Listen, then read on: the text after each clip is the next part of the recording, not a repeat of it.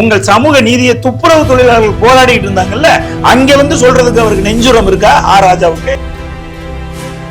அது போல நீங்க கட்சி ஆரம்பிச்சு 1.5 வருஷத்துக்கு மேல ஆகுது. இதுவரைக்கும் நீங்க திராவிட முன்னேற்ற கழகத்தை எதிர்த்து என்ன போராட்டம் நடத்திருக்கீங்க? சாதாரணமா வந்து சென்னையில வந்து துப்புரவு தொழிலாளர்கள் அடிச்சு குப்பையை போடுறது மாதிரி ரோட்ல போட்டுருந்துச்சு இந்த மாநில அரசு. எல்லா அரசியல் கட்சியை சேர்ந்தவர்களும் வந்து ஆறுதல் சொன்னாங்க. அண்ணன் செந்தமிழன் சீமான் அவர்கள் தொடர்ந்து 2-3 தடவை போனாரு. ஒரு பெரிய கண்டன ஆர்ப்பாட்டத்தை நடத்தி அவர்கள் பக்கம் அவர்கள் நின்னார். நான் திமுகவுக்கு எதிராக வந்து அரசியல் செய்யறேன் அப்படின்னு சொன்ன ஒரு ஆளு இந்த துப்புரவு தொழிலாளர்களுடைய போராட்ட களத்துக்கு வந்திருக்கணுமா இல்லையா?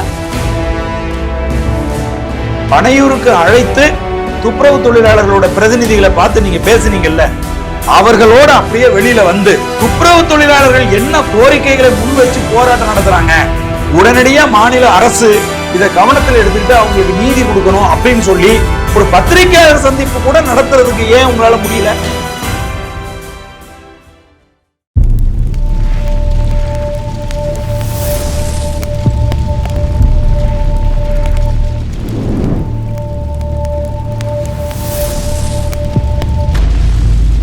சாதாரணமா வந்து சென்னையில வந்து துப்புரவு தொழிலாளர்கள் அடிச்சு குப்பையை போடுறது மாதிரி ரோட்ல போட்டுருந்துச்சு இந்த மாநில அரசு. எல்லா அரசியல் கட்சியை சேர்ந்தவர்களும் வந்து ஆறுதல் சொன்னாங்க. அண்ணன் செந்தமிழன் சீமான் அவர்கள் தொடர்ந்து 2-3 தடவை போனாரு. ஒரு பெரிய கண்டன ஆர்ப்பாட்டத்தை நடத்தி அவர்கள் பக்கம் அவர் வந்து நின்னாரு. நான் திமுகவுக்கு எதிராக வந்து அரசியல் செய்யறேன் அப்படின்னு சொன்ன ஒரு ஆளு இந்த துப்புரவு தொழிலாளர்களுடைய போராட்ட களத்துக்கு வந்திருக்கணுமா இல்லையா? அவர்தான் அழைச்சிக்கு பேசினாருன்னு. இது என்ன தம்பி அரசியல்? இந்த அரசியல் பனையூர் அரசியல், பனையூர் அரசியல். அதான் சொல்றேன், போராட்ட களத்துக்கு அவர் வரமாட்டாரு, மக்களை சந்திக்க மாட்டாரு, தான் ஏசி ரூம் விட்டு வெளியில வந்துட கூடாது. ஏன்னா நான் சூப்பர் ஸ்டாரு, நான் நடிகரு, நான் வெளியில வந்தா மக்கள் கூட்டம் கூடிடுவாங்க. அப்ப நீங்க எப்படி அரசியல் திமுகவுக்கு எதிராக அரசியல் பண்ண போறீங்க? சரி, ஓகே. பனையூருக்கு அழைத்து துப்புரவு தொழிலாளர்களோட பிரதிநிதிகளை பார்த்து நீங்க பேசுனீங்கல்ல, அவர்களோட அப்படியே வெளியில வந்து துப்புரவு தொழிலாளர்கள் என்ன கோரிக்கைகளை முன் வச்சு போராட்டம் நடத்துறாங்க, உடனடியா மாநில அரசு இதை கவனத்தில் எடுத்துக்கிட்டு அவங்களுக்கு நீதி கொடுக்கணும் அப்படின்னு சொல்லி ஒரு பத்திரிகையாளர் சந்திப்பு கூட நடத்துறதுக்கு ஏன் உங்களால முடியல? நான் கேக்குறேன். அவர் இதுவரைக்கும் பத்திரிகையாளர் சந்திக்கலையே. 2 ஆண்டு கேக்குறேன் தம்பி. அப்ப நீங்க யாரு? நீங்க எந்த தைரியத்துல வந்து திமுக வெர்சஸ் டிவிகேன்னு எந்த தைரியத்துல சொல்றீங்க? திமுகவை எந்த இடத்தில் நீங்கள் நேரடியா எதிர்த்திருக்கீங்க? யாராவது ஒருத்தர் வந்து சொல்லுங்க, இந்தந்த இடத்தில் நாங்கள் எதிர்த்து களத்துல நின்று இருக்கோம்னு சொல்லுங்க பாப்பா. ஒரு ஃபார்முலா சொல்றேன் தம்பி உங்களுக்கு. எப்ப வந்து ஒரு நடிகன் மக்கள் மன்றத்தில் வந்து மக்களோடு மக்களாக நின்று மக்கள் தலைவனாக மாறவில்லையோ, அப்ப அவனுடைய ரசிகர்கள் இருக்காங்க பாருங்க, அவர்கள் ஒருபோதும் தொண்டர்களாக மாற மாட்டார்கள். ரசிகர்களாவே இருப்பார்கள். அவர்கள் ரசிகர்களாகவே இருப்பார்கள். ஏன்னா நீ கதாநாயகனாவே இருக்கிற இல்ல, அப்ப உனக்கு ரசிகர்கள் மட்டும் எப்படி தொண்டனா மாறுவான்? அதனாலதான் ஆயிரக்கணக்கான சேர்களை அடிச்சு நொடுக்குறான். நீ போட்டு வச்சிருக்கிற அங்க போட்டு வச்சிருக்கிற கட்டங்கட்டமா பாக்ஸா வச்சிருந்த எல்லாத்தையும் நிறைவே எடுக்கிறான். நடிகன் பேசிட்டு இருக்கும் போதே இவன் என்னத்த பேசிட போறான் நடிகன், இவனுக்கு போயிட்டாங்க. ஆமா தம்பி, இவனுக்கு என்ன தெரியும் அப்படின்னு ஓர் ரசிகன் நினைக்கிறான். ஐயா, நாங்கெல்லாம் உட்கார்ந்து பாத்துக்கிட்டு இருக்கிறோம். ஐயோ, விஜய் வந்து என்ன கருத்தை முன் வைக்க போறாரு, என்ன வந்து தமிழ்நாட்டு அரசியல் தலைகளை திருப்பி போட போறாரு அப்படின்னு நம்மளை போன்றவர்கள் உட்கார்ந்து பாத்துட்டு இருக்கான். ஆனா அவன் ரசிகனுக்கு தெரியும்ல, நீ என்ன ரேஞ்சுன்னு எங்களுக்கு தெரியாதா? இத்தனை ஆண்டு காலமா நாங்க ரசிகரா இருக்கோம், நீ என்னத்த கிழிச்ச, இப்ப வந்து பெருசா மேடையில கிழிச்சிட போற அப்படின்னு சொல்லி அவன் கிளம்பி போயிட்டே இருக்கிறான். அவனுக்கு தெளிவா தெரியும் இவன் யாரோ எழுதி கொடுத்தத பார்த்து வாசிக்க போறான், இதை என்னத்தன போய் நம்ம கேட்கறதுன்ட்டு எந்திரிச்சு போயிட்டே இருக்கிறான். பார்த்து படிக்கிறது டிவியில தெரியாததுனால நீங்க என்ன செய்றீங்க, அவர் தான் பேசுறாரு போல நீங்க நினைச்சிட்டு இருக்கீங்க. அதுவும் தெரிஞ்சிருச்சு இப்ப. அப்படியா? வலது பக்கம் பார்த்து கையை உயர்த்தவும், ஆக்ரோஷமாக பேசவும், சிரித்து கொண்டு இந்த பக்கம் தோழிகள் என்று சொல்லவும் அப்படின்னு எழுதியிருக்காங்க. அதுல வேட்பாளர் அறிவிச்சாரு பாத்தீங்களா? ஆமா. ஐயோ, தாம் பேரையே தான் பார்த்து படிச்ச ஒரு அரசியல்வாதி அவர்தான். இவர் எப்படி திமுகவை எதிர்த்து அரசியல் செய்ய போறாரு? அது ஒரு சொல்லுல சொல்றாரு, திமுகவுக்கு எதிர் அரசியல் நாங்கள் தான் அப்படிங்கறது சொல்றாரு. அதைத்தான் நான் எடுத்த உடனே ஒரு குரல் சொன்னேன். சொல்லுதல் யாருக்கும் எளிதாம். ஒரு மேடையை போட்டு மைக்க கொடுத்தா எவன் வேணாலும் சொல்லலாம். ஆனால் அதை செயல்படுத்தணும் அப்படின்னு சொன்னீங்கன்னா வேர்வை சிந்தணும். நீங்க களத்தில் இறங்கி நிக்கணும், மக்கள் முன்னாடி பேசணும், மக்கள் போராடுகிற போது அவர்களுக்காக நீங்க தோள் கொடுக்கணும். இதெல்லாம் நீங்க செய்வீங்களா அப்படின்னு கேட்டா இதுவரைக்கும் நீங்க செய்யல. அதனால தயவு செய்து நாங்கள் தான் திமுகவுக்கு எதிரானவர்கள் அப்படின்னு சொல்றதை முதல்ல நிறுத்திட்டு திமுகவுக்கு எதிராக நீங்க செயல்ல காட்டுங்க அப்படின்னு நம்ம சொல்றோம். அதுதானே இப்ப அந்த கட்சியுடைய மாநில பொறுப்பாளர்களா இருக்கிற சில பேர் வலைதளத்துல பேசுறாங்க, ஜனநாயகம் படம் பாருங்க, அதுல திமுக எதிராக அத்தனையும் இருக்குன்றாங்க. என்னது திரைப்படத்துல பேசுறதெல்லாம் மக்கள். ஆனா அதாவது எப்படின்னா இப்ப இவர் திரைப்படத்துல எப்படி நடிப்பாருன்னு கேட்டீங்கன்னா, திரைப்படத்தில் பெப்சி கொக்கோ கோலாவுக்கு எதிராக பயங்கரமா வசனம் பேசி நடிப்பாப்ல. இந்த பக்கம் ஒரு பல கோடிகள் கொடுத்த உடனே அதே பெப்சி கொக்கோ கோலாவுக்கு விளம்பரத்திலையும் நடிப்பாப்ல. மக்கள் குடிங்க, வியாபாரம். அதைத்தான் நான் சொல்றேன். சினிமா வியாபாரம், கோடிகளை போட்டு கோடிகளை எடுத்து மக்களை ஏமாற்றுகிற ஒரு மேஜிக். அது அந்த மேஜிக் எப்படி சினிமா இதாகும், ரியல் லைஃப் அரசியல் ஆகும். ரியல் லைஃப்ல நீ மக்கள்கிட்ட வரமாட்ட. அதுக்காக ஜூனியர் ஆர்டிஸ்ட் எல்லாம் கூப்பிட்டு ஆயிரக்கணக்கான பேரை வச்சுக்கிட்டு அவங்க மத்தியில நான் போய் அரசியல் பண்ணேன்னு சொல்லி சினிமா எடுத்து இதுதான் அரசியல் அப்படின்னு சொன்னேன்னா இதெல்லாம் ஏமாறுறதுக்கு இந்த டிஜிட்டல் யுகத்துல யாராவது இருக்காங்களா சொல்லுங்க? இருந்தாலும் அங்க கூட்டம் கூடுது இல்ல தம்பி. கூட்டம் தான் சொல்லிட்டேன், ரசிகர்கள் தொண்டர்கள் இல்லை. ஒரு அரசியல் கட்சி தலைவனுக்கு வருகிற தொண்டர்களுக்கும் ஒரு நடிகனுக்கு கூடுகிற ரசிகர்கள் கூட்டத்துக்கும் நிறைய வித்தியாசம் இருக்கு. ஒரு அரசியல் கட்சியினுடைய தலைவனுக்கு தொண்டனா இருக்கணும்னா அவனுக்கு கொள்கைகள் வேணும், கோட்பாடு வேணும், தத்துவம் வேணும். அவன் மக்கள் மன்றத்துல அவன் இறங்கி போராடணும். ஆனா ஒரு நடிகனுக்கு ரசிகரா இருக்கிறதுக்கு இது எதுவுமே தேவையில்லை. கொள்கை தலைவர்கள் 5 பேரை சொல்லி இருக்கோம்.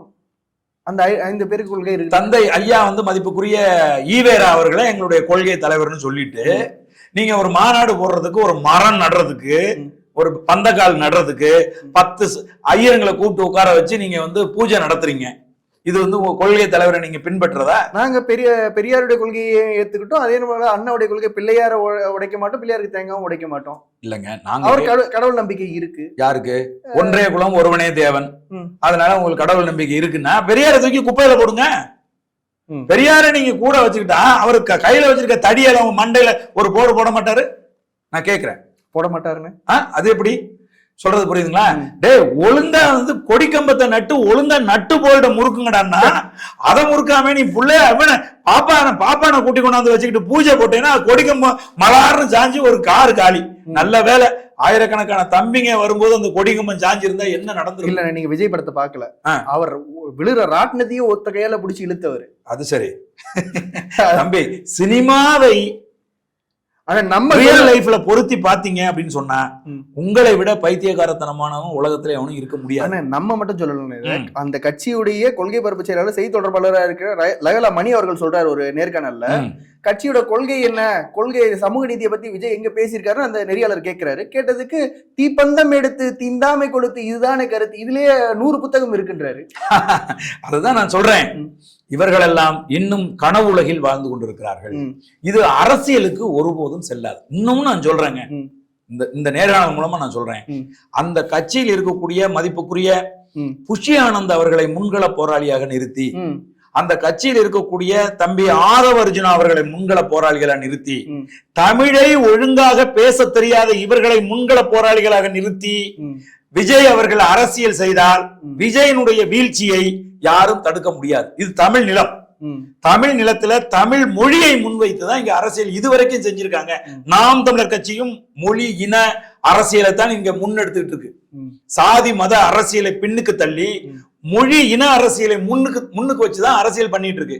அப்ப தமிழே பேச தெரியாத புஷி ஆனந்தை, தமிழே பேச தெரியாத ஆதவ அர்ஜுனாவை நீங்க முன்கள போராளிகளை நிறுத்தி நீங்க கெட்ட பேர் தான் உங்களால வாங்க முடியுமோ ஒழிய உங்கள் கட்சியை சிதைப்பதற்கு இவங்க 2 பேருமே போதும். இவர்களை தூக்கி நீங்கள் பின்னால வீசிட்டு நல்ல தமிழ் பேசுகிற தமிழ் இன உணர்வாளர்களை முன்கள போராளிகளை கொண்டுட்டு வாங்க முதல்ல. புரியுதுங்களா? மாலை வழக்கணம்னு சொல்றவன எல்லாம் நீங்க கட்சியை வச்சுக்கிட்டு பொதுச் செயலாளரை வச்சுக்கிட்டு நீங்க தமிழ்நாட்டுல ஆட்சி அதிகாரத்துக்கு வர போறீங்களா? இப்போ தமிழ்நாட்டுல ஆட்சி அதிகாரத்துக்கு வர்றதுக்காகத்தான் நடிகர் விஜய் அவர்கள் தமிழ்நாடு முழுக்க சுற்றுப்பயணம் போக போறாரு. அதுக்கான பஸ்ஸும் தயாராயிடுச்சு. தம்பி, சுற்றுப்பயணம் அவர் போகட்டும், மக்கள் மத்தியில இறங்கி அவர் பேசட்டும், செய்தியாளர்கள் சந்திப்பை நடத்தட்டும், இதெல்லாம் நடக்கட்டும் தம்பி. இப்ப இதுக்கு போனாரு, பரந்தூர் விமான நிலையத்து மக்கள் போராட்ட களத்துக்கு போனாரு. என்ன மக்களை சந்திச்சாரு அவரு? நின்னுட்டு பேசிட்டு வந்துட்டாருல, அப்படியா அதுதான் மக்களை சந்திக்கிறதா? நான் கேக்குறேன். இப்ப அண்ணன் செந்தமிழன் சீமான் போறாரு, ஒரு இடத்துல வந்து வீடுகள் இடிக்கப்படுது, அந்த இடத்துக்கு அண்ணன் போறாரு, வேலையில நின்று பேசிட்டு வர்றாரா? இல்ல. களத்துல இறங்கி அந்த மக்களோட மக்களா போய் அந்த மக்களின் குறைகளை கேட்டு அவர்களோடு சேர்ந்து தானும் கண்ணீர் வடித்து அரசுக்கு மிகப்பெரிய ஒரு நெருக்கடியை ஏற்படுத்திட்டு வராரா இல்லையா? பத்திரிகையாளரை சந்தித்து அரசுக்கு கோரிக்கை வைக்கிறாரா இல்லையா? அதுதானே மக்கள் போராட்டம், மக்களோட மக்களா நிக்கிறது. அது போல இவர் போய் நிக்கிறாரா, இல்ல வேன்ல நின்னு இப்படி கையெடுத்து கும்பிட்டு டக்குன்னு ஏசிக்குள்ள ஓடிறாரான்னு பாப்போம், பார்த்துட்டு பேசுவோம் அதை பத்தி. இல்லண்ணே, இப்ப குறிப்பா விஜய் அவர்களுடைய பயணத்துல நம்ம கவனிக்க வேண்டியது ஒரு விடயம் இருக்கு. விஜய் அவர்கள் போய் கட்சி பொறுப்பாளர்களை சந்திக்க போறாரா, மக்களை சந்திக்க போறாரா? அதுதான் நம்ம பொறுத்திருந்து பார்ப்போம். பாருங்க, கட்சிக்கு பொறுப்பாளர்கள் இதுவரைக்கும் நியமிக்கப்பட்டு கட்சியை ஒரு ஒழுங்குக்கு கொண்டு வந்திருந்தா இந்த மாநாடுகள்ல நடந்தது போன்ற சிறுபிள்ளைத்தனமான செயல்பாடுகள் இருந்திருக்காது, பக்குவப்பட்டிருப்பாங்க. இன்னைக்கு நாம் தமிழர் கட்சி ஒரு ஆயிரக்கணக்கான பேரை வந்து ஒருங்கிணைச்சு ஒரு பொதுக்கூட்டத்தை நடத்துறோம். அந்த பொதுக்கூட்டத்துல இருக்கிறவங்க ஒவ்வொருத்தரும் ஒன்னு பேசிட்டு அங்கிட்டு இங்கிட்ட எல்லாம் அலைஞ்சிட்டு இருக்காங்க. ஒரே ஒரு வார்த்தை அறிவிப்பு வருது, அக வணக்கம் அப்படின்னு. அந்த ஒரு வார்த்தை கேட்ட உடனே அப்படியே பின் டிராப் சைலண்ட்ல அந்த ஆயிரக்கணக்கான மக்களும் அப்படியே நிக்கிறான்ல. இந்த ஒழுங்கு விஜய் என்னைக்கு கொண்டு வர்றாரோ அன்னைக்குத்தான் அவர் ஒரு அரசியல் கட்சியினுடைய தலைவரா அவர் மாறுவார். அன்னைக்குதான் அவரை பின்பற்றுகிற ரசிகர்கள் அவருடைய தொண்டர்களா அவர்கள் வந்து மாறுவாங்க. இதை நீ செய்யல அப்படின்னு சொன்னா, இந்த ஒழுங்கு இல்லைன்னா இனி ஒருத்தர் இந்த நிலப்பரப்பில் அரசியல் கட்சி தொடங்கி நடத்துவது முடியாதது. எப்படி வந்து தமிழ்நாட்டுல இனி எவனும் வந்து திராவிடம் அப்படிங்கிற பெயர் வச்சு அரசியல் கட்சி தொடங்க முடியாதோ, அதே போல இனி ஒழுங்கினங்கள் கொண்ட ஒரு கட்சியை தமிழ் நிலப்பரப்பில் நாம் தமிழர் கட்சி உருவாக்கி வைத்திருக்கக்கூடிய ஒழுங்கு இருக்கு பாத்தீங்களா, இந்த ஒழுங்குக்கு எதிரா ஒருத்தன் இந்த நிலப்பரப்புல அரசியல் கட்சி கட்டமைக்க முடியாது. புரியுதா நான் சொல்றது? அதனால நாம் தமிழர் கட்சிக்கு முன்னாடி, நாம் தமிழர் கட்சிக்கு பின்னாடின்னு தமிழக அரசியல் இருக்கு. இன்னைக்கு நாம் தமிழர் கட்சி வாழ்க ஒழிக கோஷங்களை நம்ம ஒழிச்சு கட்டிட்டோம். விஜய் மாநாடு போட்டு மதுரையில ஒட்டுமொத்த மாநாட்டிலையும் என்ன கத்துனாங்க? சீமா ஒழிகங்கிறாங்க. இது எவ்வளவு பெரிய அறிவினம், எவ்வளவு பெரிய முட்டாள்தனம். தலைமைக்கு தெரியாம நடந்திருக்கலாம். ஏங்க, தலைமைக்கு தெரியாம நடக்கிறதுனாலதான் நான் சொல்றேன் இது ஒழுங்கினமா இருக்கு. இந்த கட்சி இன்னும் வடிவமைக்கப்படல. கட்சியில் இருக்கக்கூடிய முன்கள போராளிகளுக்கே அந்த அக்கறை கிடையாது. புரியுதா உங்களுக்கு? கட்சியை ஒழுங்குபடுத்தணும். இப்ப நான் கேக்குறேன், நம்ம கட்சி மேடையில அண்ணன் மேடையில் இருக்கும்போது, அண்ணன் மேடையில உட்கார மாட்டாரு, அவர் மக்களோட மக்களா தான் உட்கார்ந்து இருப்பாரு. அண்ணன் இருக்கும்போது யாராவது ஒருத்தர் மைக் எடுத்துட்டு எல்லாம் நேரா நில்லுங்க, ஏய் அந்த பக்கம் யாரியா, அங்க உட்காரியா, ஏய் அங்கே போற, இப்படி ஏதாவது பேச முடியுமா? வாய்ப்பே கிடையாது. அதுக்கான சூழலும் இருக்காது. அதற்கான சூழலும் இருக்காது. அப்படி யாரும் பேசவும் முடியாது. அதற்கான அனுமதி கிடையாது. எதுவா இருந்தாலும் நேரா போய் பேசிட்டு வா தம்பி, நேரா போய் சொல்லிட்டு வா தம்பின்னு சொல்லுவாரு அண்ணன். ஆனா விஜய் மாநாட்டுல விஜயை வச்சுக்கிட்டு புஷ்யானந்த் என்னென்ன பேச்சு பேசுறாரு. அப்ப அரசியல் கட்சி நடத்த தெரியல. முதல்ல அதை நீங்க கத்துக்குங்க. முதல்ல தன்னை தானே அரசியல் படுத்திக்கிட்டு வாங்க. நீங்க முதல்ல அரசியல் ஆகுங்க. உங்களுடைய சட்ட திட்டங்களை மேசையில உருவாக்குங்க. அந்த சட்ட திட்டங்களை கொண்டு போய் உங்கள் கட்சியினுடைய பொறுப்பாளர்களா நீங்க நியமிச்சிருப்பவங்களுக்கு வகுப்பெடுங்க. அவர்களை கொண்டு நீங்கள் அரசியல் செயல்முறைக்கு வாங்க. புரியுதா உங்களுக்கு? அப்பதான் அந்த கட்சி உருப்படும். இல்ல அப்படின்னா அந்த கட்சி சிதைவதை உங்கள் ரசிகர்களே சிறப்பா செஞ்சிருவாங்க. மத்தவங்க யாரும் செய்ய தேவையே கிடையாது. நான் வந்து செஞ்சாங்கல்ல, ஆயிரக்கணக்கான சேரை அடிச்சு நொறுக்குனாங்க. அங்க இருந்த விஜய் மேல இன்னைக்கு கேஸ் போட வச்சுட்டாங்க. ஏங்க, ஒரு கட்சி தலைவர் அவர் யாரும் கிட்ட வரக்கூடாதுன்னு தான் அவ்வளவு பவுன்சரை வச்சுக்கிட்டு அவர் வர்றாரு. அதெல்லாம் உடைச்சுக்கிட்டு உள்ள ஓடுறான். அது திட்டமிட்ட சதின்றாங்களே, திமுக திட்டமிட்டு செய்யுது. அதெல்லாம் இவங்க சொல்றாங்க. அவங்க வந்து அந்த மாதிரி மனநிலை உள்ள விசில் அடிச்சாங்க குஞ்சுதாங்க. அதெல்லாம் இங்க பாருங்க தம்பி, அந்த அந்த இடம் 250 மொத்தம் வந்து 500 ஏக்கர் தம்பி. அதுல வந்து 250 ஏக்கர்ல வாகனம் நிறுத்துறதுக்கு இடம், 250 ஏக்கர்ல மாநாடு பந்தல் அதெல்லாம் போட்டிருந்தாங்க தம்பி. மொத்தம் 90 பாக்ஸ் அடிச்சிருந்தாங்க. ஒரு பாக்ஸுக்கு 2500 பேர் உட்காரலாம். அப்படியே 2500 இருக்கை போட்டிருந்தாங்க. அப்ப மொத்தம் வந்து 2,25,000 பேர் உட்கார்றதுக்கான ஏற்பாடு பண்ணியிருந்தாங்க. அப்படித்தான் ஒவ்வொரு பாக்ஸுக்கும் ஆளுங்களை அனுப்பி உட்கார வச்சிருந்தாங்க. எப்ப விஜய் அந்த ரேம் வாக்ல வந்தாரோ அப்பவே இந்த பாக்ஸுக்கு வச்சிருந்தாங்கல்ல கம்பி, அதெல்லாம் தரமட்டம் ஆயிடுச்சு. ஒரே ஒரே பிளைன் ஆயிடுச்சு. பாக்ஸ் எல்லாம் அடிச்சு நொறுக்கி எல்லாத்தையும் கீழே போட்டு மிதிச்சு எல்லாத்தையும் தரமட்டமா ஆக்கி விட்டாங்க. இப்ப இவங்களை வச்சுக்கிட்டு எப்படி கட்சி நடத்துறது? அணில்னு சொன்னா கோவப்படுறாங்க, வருத்தப்படுறாங்க, டென்ஷன் பண்றாங்க. இப்ப மாவட்ட வாரியா விஜய் அவர்கள் போறாரு. இப்ப பஸ் புதுசா வாங்கியிருக்காங்கன்னு நினைக்கிறேன். அது கிட்டத்தட்ட ஒரு 50 லட்ச ரூபாய் கிட்ட வரும்னு நினைக்கிறேன் அந்த பஸ். தம்பி 5 கோடி வரட்டும், விஜய்க்கு பணம் பிரச்சனை கிடையாது. ஏன்னா அவர் வந்து திமுகவினுடைய பி டீம், பினாமி டீம். அண்ணன் திமுகவை எதிர்க்கிறாரு அவரு. அப்படிதான் வந்து தம்பி கமலஹாசன் ஒருத்தர் வந்தாரு. ஆமாங்க. அவர் கூட வந்து ஸ்டாலின் பேசிட்டு இருக்கிற டிவிய கையில இருக்கக்கூடிய டார்ச் லைட் வச்சு அடிச்சு உடைச்சு, நீ இப்படியே உங்க பேசிட்டு இருப்பீங்க, நாங்க பாத்துக்கிட்டு இருப்போமா, வந்து அடிச்சு நொறுக்குற பாருங்க அப்படின்ட்டு தேர்தல் களத்துக்கு வந்தாரு.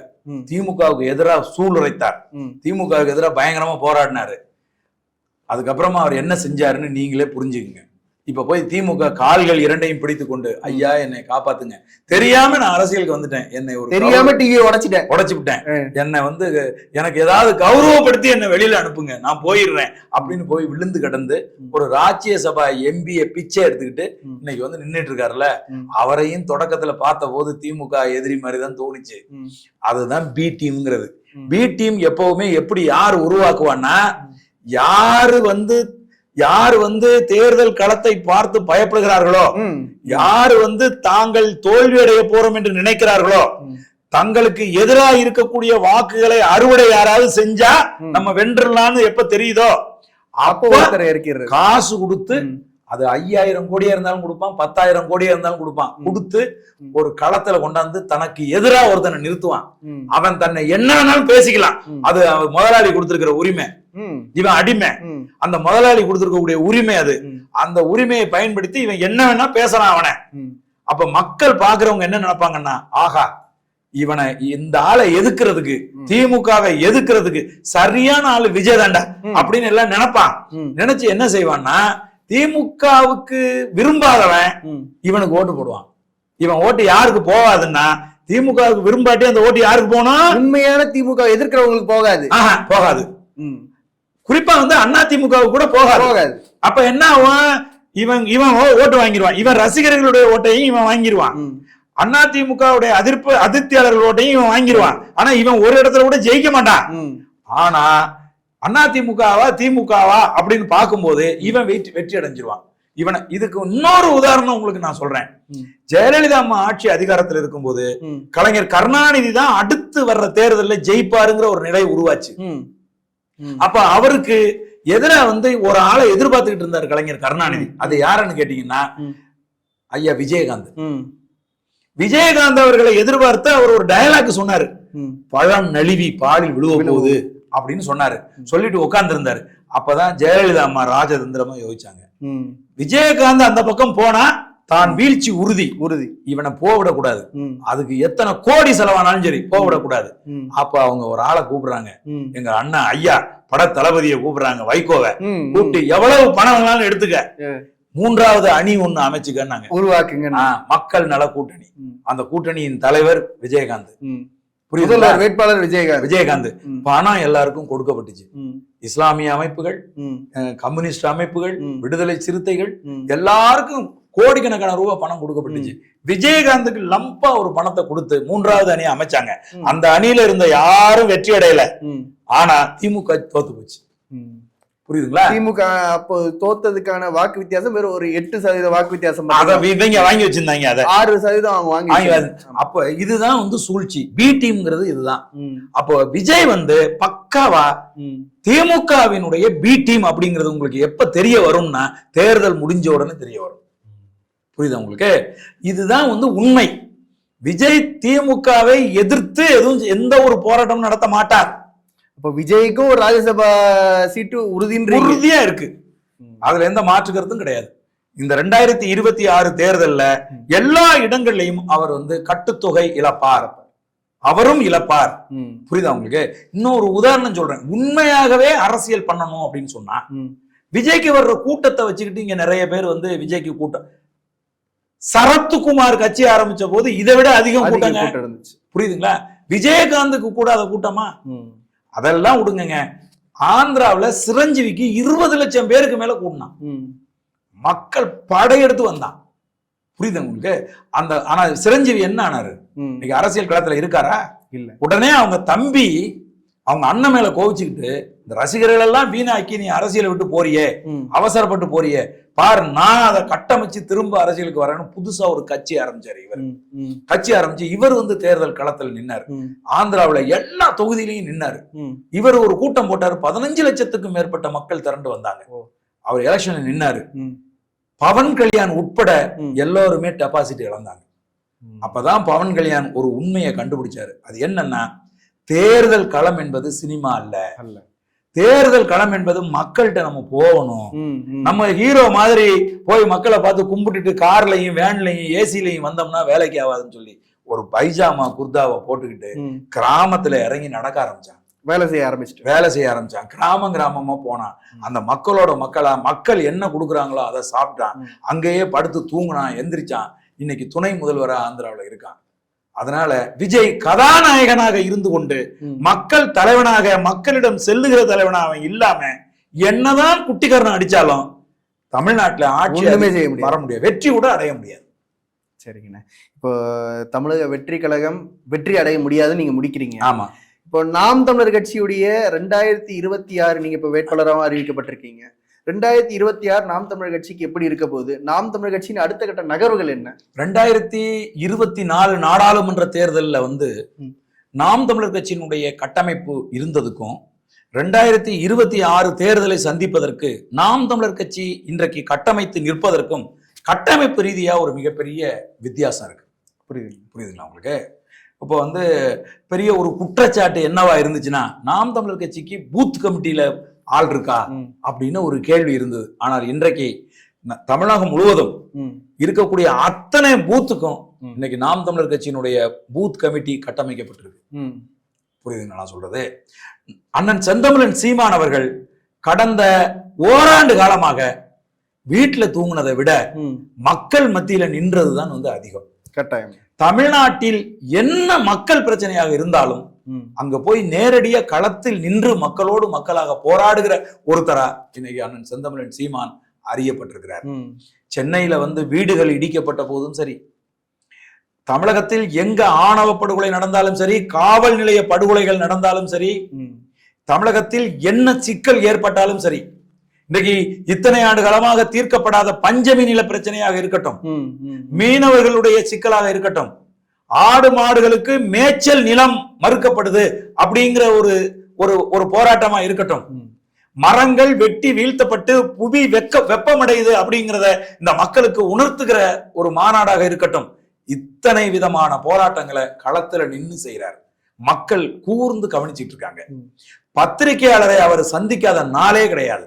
ஒவ்வொரு பத்திரிகையாளர் சந்திப்பிலும் தமிழகத்தின் அரசியல் குறித்து விரிவாக மக்களுக்கு எடுத்து சொல்லிக்கிட்டே இருக்காரு. புரியுதா உங்களுக்கு? இன்னைக்கு ஒரு மக்கள் தலைவனாக எல்லா மக்கள் மத்தியிலையும் அவர் போய் நிக்கிறாரு. இஸ்லாமியர்களையும் கிறிஸ்துவர்களையும் அண்ணனுக்கு எதிராக கொண்டாந்து நிறுத்தி வச்சிருந்தாங்க இந்த திமுக கும்பல். இவர் வந்து ஒரு பிஜேபியின் பி டீம் அப்படின்னு சொல்லி திரும்ப திரும்ப அதை சொல்லி நிறுத்தி வச்சிருந்தாங்க. இன்றைக்கு இஸ்லாமிய பெருமக்களையும் கிறிஸ்துவ பெருமக்களையும் நேரடியாக சந்தித்து அவர்களுக்கு இருக்கக்கூடிய சந்தேகங்களை நேருக்கு நேரா தீர்த்து வைக்கிற ஒரு வேலையை இன்னைக்கு அண்ணன் இறங்கி செஞ்சிட்டு இருக்காரு. அப்ப இஸ்லாமிய மக்களும் கிறிஸ்துவ மக்களும் அவரை நேசிக்க தொடங்கி இருக்கிறார்கள். இவ்வளவுக்கு அப்புறம் தான் 2026 தேர்தல் நம்ம சந்திக்க போறோம். அதனால நாம் தமிழர் கட்சியினுடைய வெற்றி என்பது உறுதி செய்யப்பட்ட வெற்றி. ஏன்னா இங்க திமுக செயலிழந்து நிக்குது. திமுக ஒரு மக்கள் விரோத அரசா தன்னை நிறுவிக்கிட்டு நிக்குது. அண்ணா திமுக இந்த நிலப்பரப்புக்கு 1% கூட உதவாத பிஜேபி கூட கைகோர்த்துக்கிட்டு நிக்குது. இது ஒரு பக்கம் கூட்டணி, இது ஒரு பக்கம் கூட்டணி. தம்பி விஜய் இன்னமும் தன்னுடைய கொள்கை என்ன, கோட்பாடு என்ன அப்படின்னு தன்னைக்கே மக்கள் தலைவனாக உருமாற்றி கொள்ளாத ஒருத்தரா, அரசியல் கோமாளியா தம்பி விஜய் நின்றுட்டு இருக்காரு. அதனால மக்களின் நம்பிக்கை பெற்ற தலைவரா எங்கள் அண்ணன் செந்தமிழன் சீமான் செயல் வீரனா களத்துல நிக்கிறதுனால உறுதியா 2026 நாம் தமிழர் கட்சிக்கானது. அதான் நம்ம என்ன சொல்றோம், அண்ணன் சீமான் அவர்களுக்கும் திராவிட கட்சிகளுக்கும் தான் போட்டி, இருமுனை போட்டின்றத நம்ம நிறுவுறோம். ஆமா. ஆனால் ஊடகங்கள் 4 முனை போட்டி அப்படின்றத நிறுவ பாக்குறாங்க. இதை எப்படி பாக்குறீங்க? எங்களோட கட்சிக்கு கூட்டணிக்கு நீங்க வந்தீங்க அப்படின்னு சொன்னா ஆட்சியிலையும் பங்கு, அதிகாரத்திலையும் பங்குன்னு இன்னைக்கு வரைக்கும் சொல்லிட்டு இருக்க ஒருத்தரை தனிச்சு நிக்க போறாருன்னு ஊடகங்கள் சொல்லுது. ஆனால் தொடர்ந்து எல்லா தேர்தல்களையும் தனிச்சு நிக்கிற ஒருத்தரை நீங்க வந்து யாரோட கூட்டணிக்கு போறீங்க, யாரோட கூட்டணிக்கு போறீங்கன்னு கேக்குது. இதுதான் அந்த ஊடகத்தினுடைய லட்சணம். புரியுதா உங்களுக்கு? அதனால விஜய் சமணப்பட்டு கொண்டு, தன்னை சமாதானப்படுத்தி கொண்டு அவர் யாரோட கூட்டணிக்கு போவாரு அப்படிங்கறத இன்னமும் முடிவாகல. இன்னமும் அந்த அந்த இடத்த ஓப்பனா தான் வச்சிருக்காரு. ஆட்சியிலையும் கதவு திறந்து வைக்கப்பட்டிருக்கு. அப்படிங்கும் போது தேர்தல் நெருங்கி வரட்டும், இவர் தனியா நிக்கிறாராங்கிறத முதல்ல பார்ப்போம். இல்லைன்னா அது மும்முனை போட்டியா அது மாறும். ஆனா நம்ம என்ன சொல்றோம், இந்த பிஜேபியோட கூட்டணியில் இருக்கிற அதிமுகவை நம்ம கணக்கிலேயே எடுத்துக்கல. நமக்கு நேரடி எதிரியா திமுகவை தான் பாக்குறோம், கொள்கை எதிரியா திமுகவை தான் பாக்குறோம். அப்ப திமுகவை அடித்து வீழ்த்துவதன் மூலமா திராவிடத்தின் வேரை அறுத்து விடலாம் அப்படின்னு நம்முடைய இலக்கு, நம்முடைய கொள்கையா வந்து இருக்கு. அதனால இது நேரடியான இருமுனை போட்டி அப்படின்னு நம்ம சொல்றோம். ஊடகவாதிகள், ஊடகத்துல இருக்கவங்க எல்லாம் எல்லாமே வந்து காசுக்கு விலை போனவர்களா இருக்காங்க. கட்டாயம். கடந்த 2024 நாடாளுமன்ற தேர்தலில் ஊடகங்களுடைய கணிப்பெல்லாம் நீங்க பாத்தீங்கன்னா அந்த மாதிரி இருக்கும். 2% மேல சீமான் வந்து ஓட்டு வாங்க முடியாது. ஏன்னா இந்த போட்டி ராகுல் காந்திக்கும் மோடிக்கும் அப்படின்னு சொல்லி இவங்க என்ன செஞ்சாங்கன்னா, இதுல சீமானுக்கு என்ன வேலை நடுவுல? ஆமா, சீமான் யார முன்னிறுத்தி இந்த தேர்தலை சந்திப்பாரு அப்படின்னு கேட்டாங்க. 2% தான் வரும் அப்படின்னாங்க. மக்களை மூளை செலவை செஞ்சாங்க. ஆனா நடந்தது என்ன? 36 லட்சம் வாக்குகள், 8.22% வாக்குகள் வாங்கி இந்தியாவிலேயே ஒரு கட்சி தனித்து நின்று தேர்தல் ஆணையத்தினுடைய அங்கீகாரம் பெற்ற கட்சியா இன்னைக்கு மாறி. அதனால இந்த ஊடக கணிப்புகள் இருக்கு பாருங்க, சில ஊடக ஞானிகள் உட்கார்ந்துகிட்டு சீமான் வந்து டெபாசிட் இழந்துருவாரு, சீமான் வந்து தன்னுடைய வெற்றி கணக்கை இப்பவும் தொடங்க மாட்டாரு, அவர் என்ன எதுக்கு கட்சி நடத்துறாரு, அவர் பயிற்சி எடுக்கிறதுக்கு தாங்க கட்சி நடத்துறாரு, அவர் வெல்வதற்கு கட்சி நடத்தினா ஏதாவது ஒரு கூட்டணிக்கு போயிருப்பாரு இப்படின்னு பேசுகிற ஞானிகள் வேணா நாம் தமிழர் கட்சியை குறைச்சு மதிப்பிடலாம். புரியுதுங்களா? நாம வெல்வதற்காக இங்க கட்சியை நடத்தி வெல்வதற்காக இந்த அரசியல் செய்யல, நாம் மக்களின் நலனுக்கான அரசியலை நம்ம முன்னெடுத்துட்டு இருக்கோம்.